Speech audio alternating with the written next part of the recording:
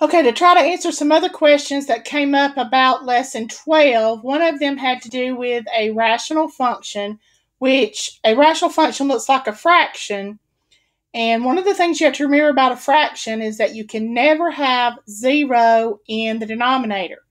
So when you have a rational function where you have a polynomial function in the numerator and a polynomial function in the denominator, you have to worry about using a value for x that makes the denominator 0.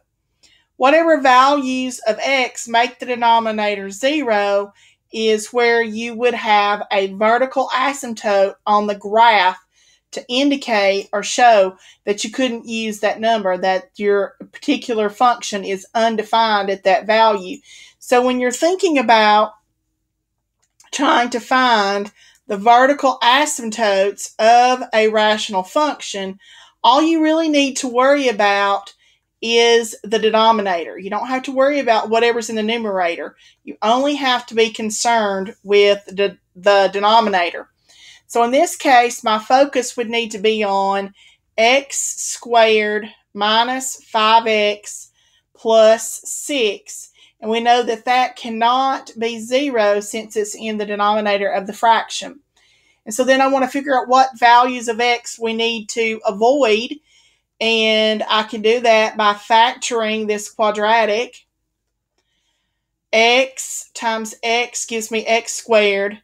Pair of numbers that multiply to 6 but add to 5. That's 3 and 2, and they're both negative. And then I want to solve each equation for x. So we know that x minus 3 cannot be 0, nor can x minus 2 be equal to 0. And if I solve each of those respectively by adding 3 to each side first, so we know that x cannot be 3, and solving the other one by adding 2, x cannot be 2.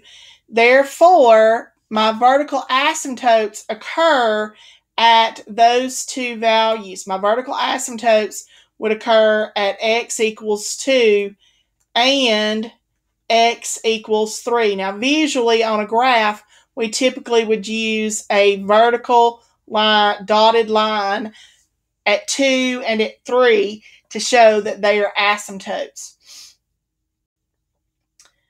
The next couple of questions deal with polynomial functions. A polynomial function is one that contains x, and all of the exponents are whole numbers.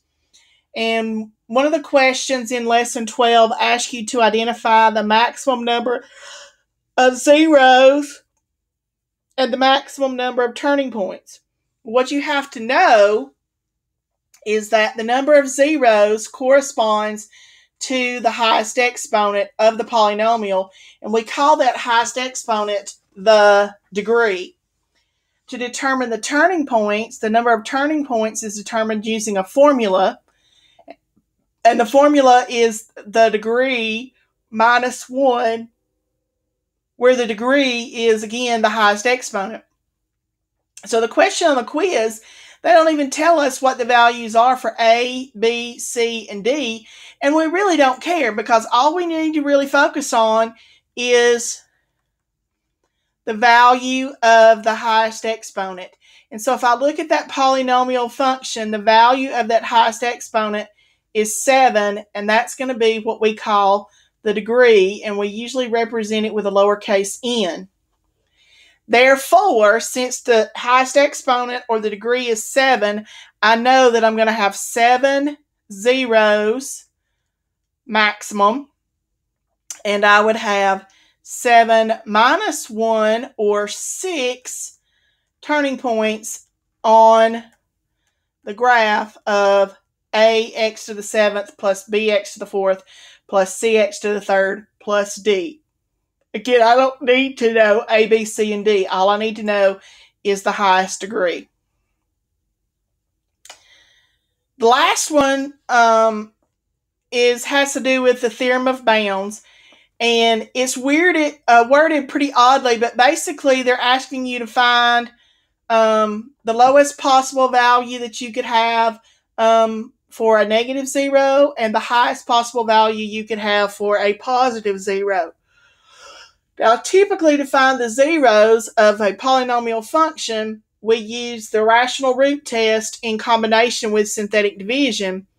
And the theorem of bounds is going to help us to hopefully narrow that list, as well as would Descartes' rule of signs, so that we don't have to try to plug in or do synthetic division on a whole bunch of values.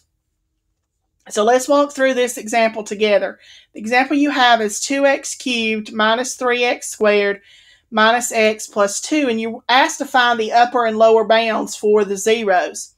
But in order to do that, we need a list of possible zeros. And we can find that using the rational root test, which looks at the relationship of the constant of the polynomial, which in this problem is 2, in comparison to the leading coefficient, which for this problem happens to also be 2. The leading coefficient is the number in front of the highest exponent. And then we think about what numbers can we multiply together and get 2. It would be plus or minus 1, plus or minus 2.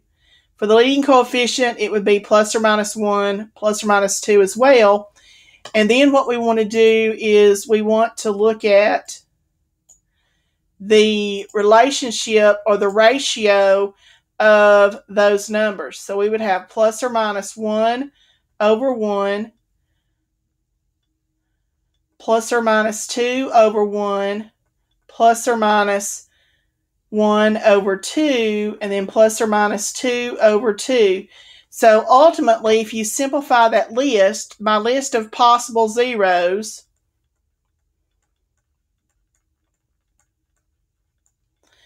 are plus or minus 1, plus or minus 2, plus or minus 1/2. Now, 2 divided by 2 is 1. It's already in the list, so I don't have to repeat it.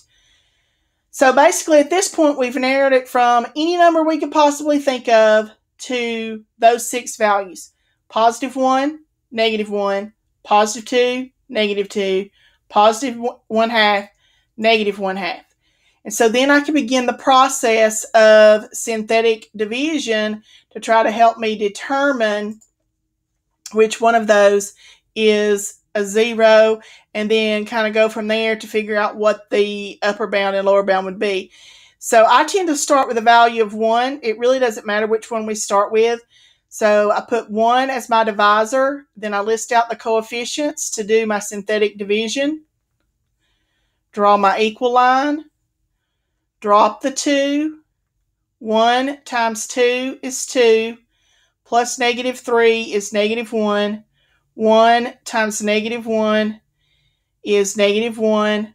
Plus negative 1 is negative 2. 1 times negative 2 is negative 2, which does give me that remainder of 0. So I know that the value of 1 is one of the 3 zeros that I'm looking for. Then, since I'm working on the positives, I want to keep maybe going up. So let's try positive 2 and see what happens. Okay, drop the 2. 2 times 2 is 4, plus negative 3 is 1, times 2 is 2, plus negative 1 is 1, times 2 is 2, and I have a remainder of 4, which tells me that 2 is not a 0. Okay, so a couple of things here. I now know that 2 is not a 0 because my remainder was 4. I do know, however, using the factor theorem, that the point 2, 4 would be on my graph. The other thing that I know, and this comes from the theorem of bounds, if I look at this last line, at what would be the quotient line, notice that all of the numbers in this line are positive.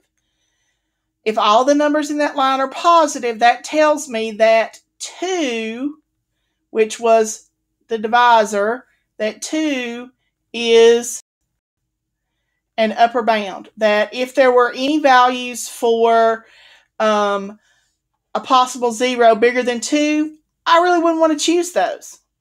Okay? So I've kind of found my upper bound. Now I need to find the lower bound. We need to look about some negative numbers. So let's see.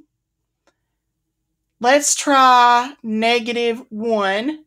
Okay. So I have 2, -3, -1, 2. Drop the 2. -1 times 2 is -2. Plus -3 is -5. -1 plus, or -1 times -5 is +5. Plus -1 is 4. -1 times 4 is -4. Plus 2 is -2. Now, a couple of things again that tells me. One, it tells me that -1 is not a 0, okay?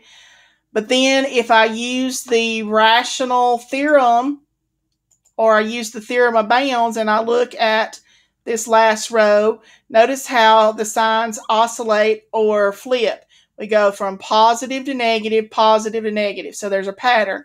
So that tells me that -1 is a lower bound. So I really wouldn't want to choose any value smaller than -1. Meaning, in this case, I don't want to try -2 because I know that -2 is going to be too big or too small in this case. So my upper bound is a +2 and my lower bound is a -1. And I found that by doing synthetic division and looking at my quotient line. If all the numbers in the row are positive, it's an upper bound. If the numbers in the row oscillate between positive, negative, then it is a lower bound. Again, the idea for that theorem of bounds is to help you narrow the list of options or the list of possibilities for your 0.